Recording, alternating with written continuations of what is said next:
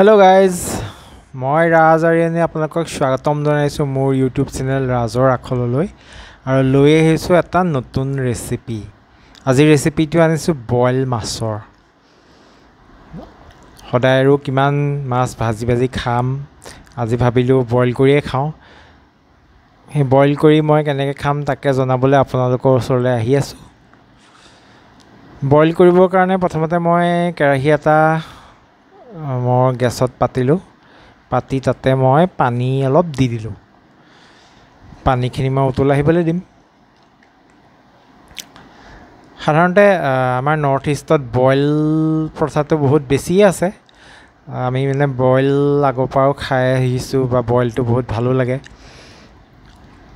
এতিয়া কথা হ'ল কি বাকি যেতিয়া মানে কি ক'ম আৰু সেইখিনি হ'ল। মই এতিয়া ৰেচিপিটো আপোনালোকক কৈ লওঁ প্ৰথমতে, তাৰপিছত বাকীখিনি কথা পাতিম।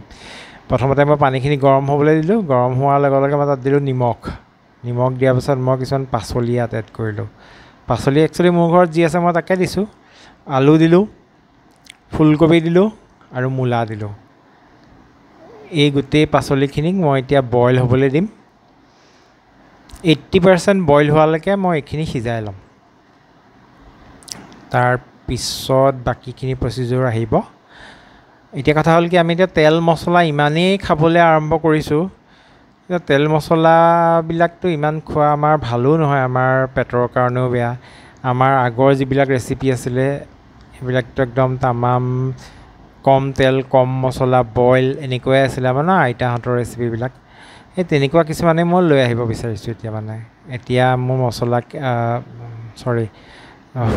যিখিনি ভেজিটেবল আছিলে সেই ভেজিটেবলখিনি অলৰেডি অলপ সিজিছে আৰু সিজাৰ কাৰণে মই তাতে দি দিলোঁ। এটা পিঁয়াজ এটা কাটি লৈছিলোঁ, এই পিঁয়াজটো সৰু সৰুকৈ কাটি লৈছিলোঁ আৰু সেইখিনি মই তাত দি দিলোঁ। তাৰপিছত দিলোঁ মই ইয়াতে বিলাহীখিনি মই দুটা বিলাহী লৈছিলোঁ। দুটা বিলাহীক মই হেৰি কৰিলোঁ আপোনাৰ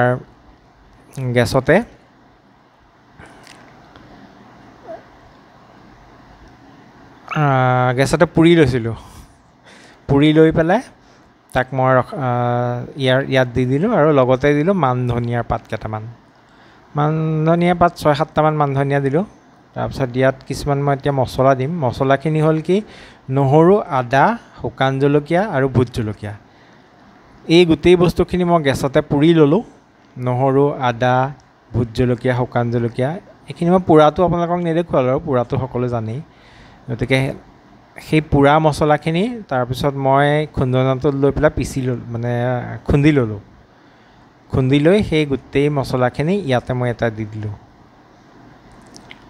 দি পেলাই তাক মই এতিয়া আকৌ সিজিব দিম।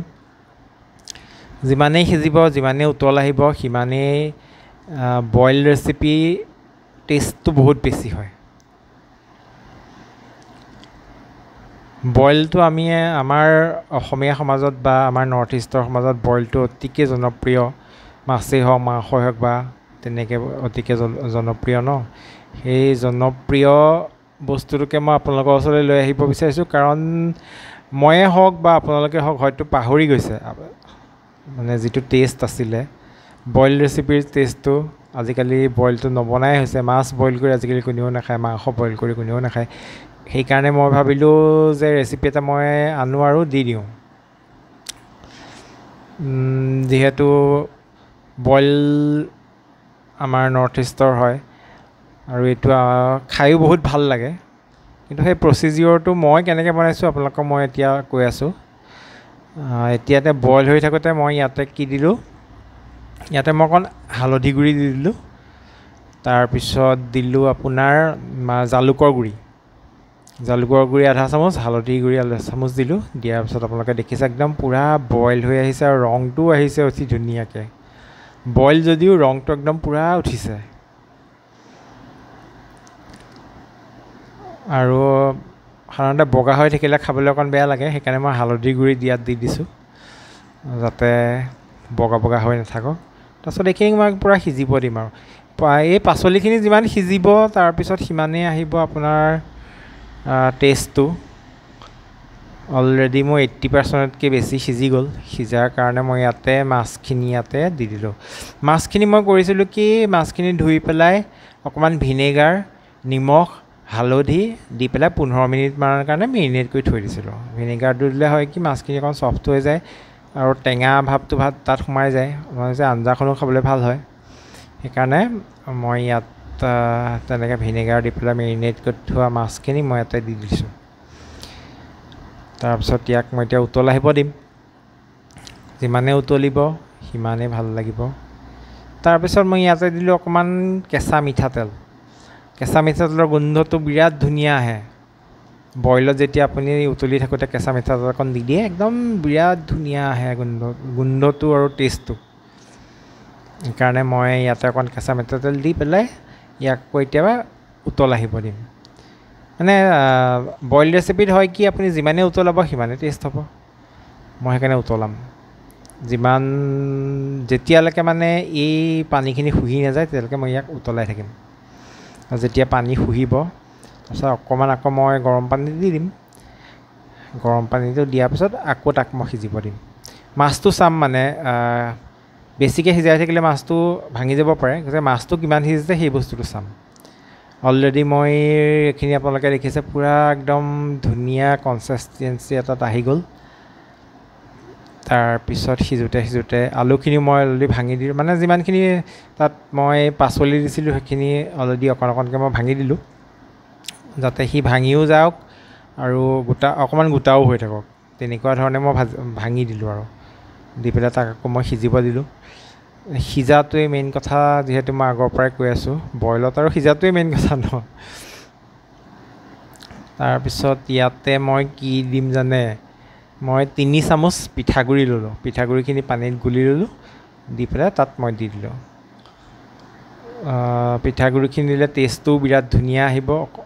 তাৰপিছত তাৰ যিটো কনচিষ্টেঞ্চিটোও বিৰাট ধুনীয়া আহিব। লাষ্টত আপোনালোকে দেখিব কনচিষ্টেঞ্চি কেনেকুৱা হৈছে। এই পিঠাগুড়িখিনি দিয়াৰ পিছত বেছি সময় উতলাব দৰকাৰেই নাই, অলপ সময় ধৰক 3 মিনিটমান উতলাব লাগিব। 3 মিনিটমান উতলালেই পিঠাগুড়িখিনি তাত মিক্স হৈ যাব আৰু জোলটো ডাঠ হৈ আহিব। আৰু যেতিয়াই ডাঠ হৈ আহিব তেতিয়া মই তাতে দি দিম ফ্ৰেছ ক্ৰীম আছে। ফ্ৰেছ ক্ৰীমৰ মই 2 চামুচ মই প্ৰায় টেবুল চামুচ বুলি কওঁ, কিন্তু টিস্পুন 2 টিস্পুন তাতে মই ফ্ৰেছ ক্ৰীম ইয়াতে দি দিলোঁ। ফ্ৰেছ ক্ৰীমখিনি দি পেলাই ধুনীয়াকৈ লৰাই দিম যাতে একদম মিক্স হৈ যায়। মিক্স হৈ গ'লে তেতিয়া খাবলৈ বিৰাটেই ধুনীয়া হ'ব।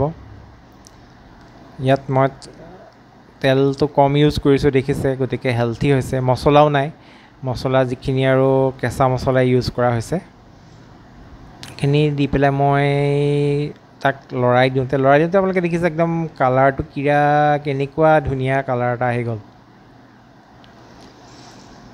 গতিকে এনেকৈ আপোনালোকে বইল বনাই খাব। খাই যদি ভাল পায় মই গেৰাণ্টি দিছোঁ কমপ্লিট আপোনালোকৰ হেৰি হ'ব, মানে টেষ্টি হ'ব আৰু আপোনালোকে খাই ভাল পাব বুলি মই জানো, কাৰণ মই কেইবাবাৰো বনাইছোঁ, খাইছোঁ, টেষ্টি পাইছোঁ। গতিকে আপোনালোকেও টেষ্টি পাব বুলি মই জানো। গতিকে আপোনালোকে যদি ভিডিঅ'টো শেষলৈকে চাই থাকে,